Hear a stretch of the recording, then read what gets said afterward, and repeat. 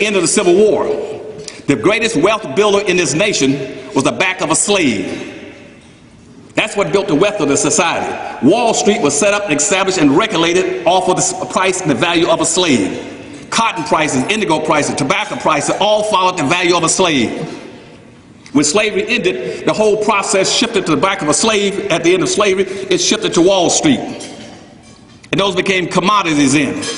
And when the wealth building in this nation shifted from the back of a slave to Wall Street, they set up a new game. It was called Monopoly. Now, and what black folk have been systematically lured into is a real-life Monopoly game. Now, the Monopoly game is based on some primary concepts. One is that you must be able to all sit down at the table, and everybody's supposed to get a fair share of the money. Once you get a fair share of the money, then you got a right to go around the table and try to buy land. But you want to buy the most valuable land and the best location of the land. Or you take your money and you buy basic businesses in the Monopoly game, like the water company, electric company, and the railroad line.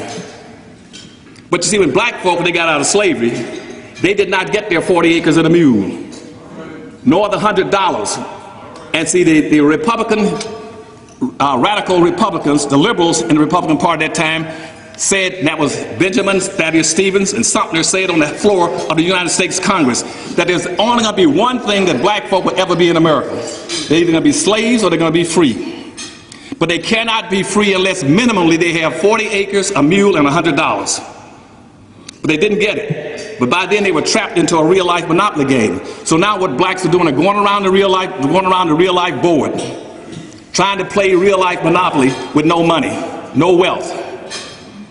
And all they do is go around the board and hope they'll land on free park or income tax refund. And if you play that way, sooner or later playing that real-life game, you're going to land what? On the wrong person's property, and you're either going to go to jail or go broke and get out of the game. And that's why black folk right now are making a major impact on the prison system, the criminal system in this country. Because I looked around in 1860, for instance, I looked at all the major cities in the United States. And that's like Washington, D.C., Atlanta, Georgia, Savannah, Georgia, Richmond, Virginia, New York, Pittsburgh, Philadelphia, Brook. Guess what? Even though you had less than 300,000 black people that were free or quasi-free, black people made up over 51% of all the prisoners. 51% of all the prisoners, and out of 5 million, only 300,000 of you were even free.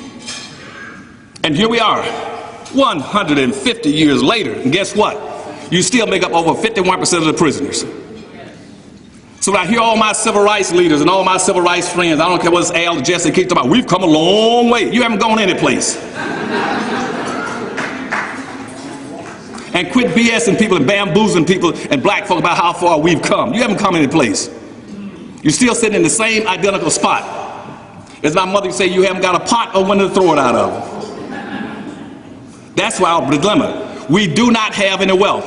Now, I indicated to you a few minutes ago that the whole process of slavery maldistributed almost 100% of all this nation's wealth, power, resource, privileges, and controls of all levels of government into the hands of the dominant white society. Now, what does that mean in tangible terms? That when you only got 1/2 or 1% of the wealth, how can you compete with 1/2 or 1% of the wealth?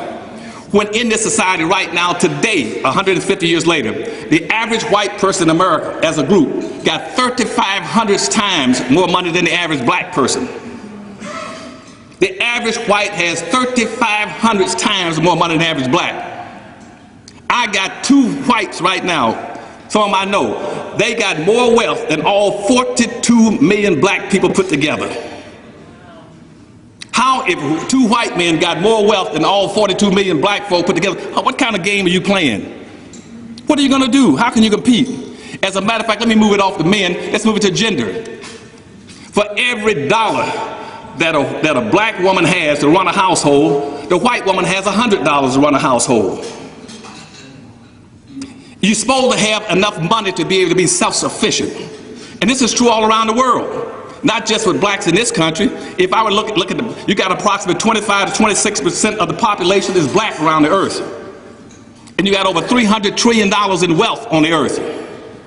And out of that $300 trillion, if I take all the African countries, the Caribbean countries, and Latin America, put them together, you still have 1/2 of 1% of the wealth out of $300 trillion. I go down to South Africa, and I've spoken in all these countries, and I've had trade missions in Africa, Nigeria, Ghana, Senegal, Bermuda, Barbados, all these, Venezuela, Colombia. I've been to all these countries, head of trade missions, representing presidents and governors. You can't compete in South Africa. In South Africa, with something like about 29 million blacks as an example, as a comparative example, 29 million blacks in South Africa. You got a little over 2 million whites. But guess what? They own almost 100% of all the wealth in Africa, the 2 million whites. As a matter of fact, in Africa, the De Beers family, one white family, the De Beers family, owns over 50% of the whole wealth of Africa. That means all the gold, silver, chrome, bauxite, magnesium, land, property, everything. And you want to know why they can't make it in Africa? They don't own and control anything. And so in America, if we're going to be a competitive group, we got to go back to what is the basic problem we can deal with. The biggest problem with blacks right now, they own no wealth. They control absolutely nothing. Not in the United States, not in Grand Rapids. I don't have to go around Grand Rapids to find what you got. I can guarantee you right now what you have, don't have. Or when you go into any city, you figure out who owns the buildings, the big buildings, who owns the communication system, who owns the banks, who owns the railroads, the bus companies. That's where your power is. If you don't control a sufficient amount of that, you are a guest. G-U-E-S-T. You have no power. They can do anything they want anytime you want them. So black folk don't have enough wealth to be a competitive group. You cannot compete. That's the first problem. Now that you know what the problem is a lack of wealth. And I'm going to get later on.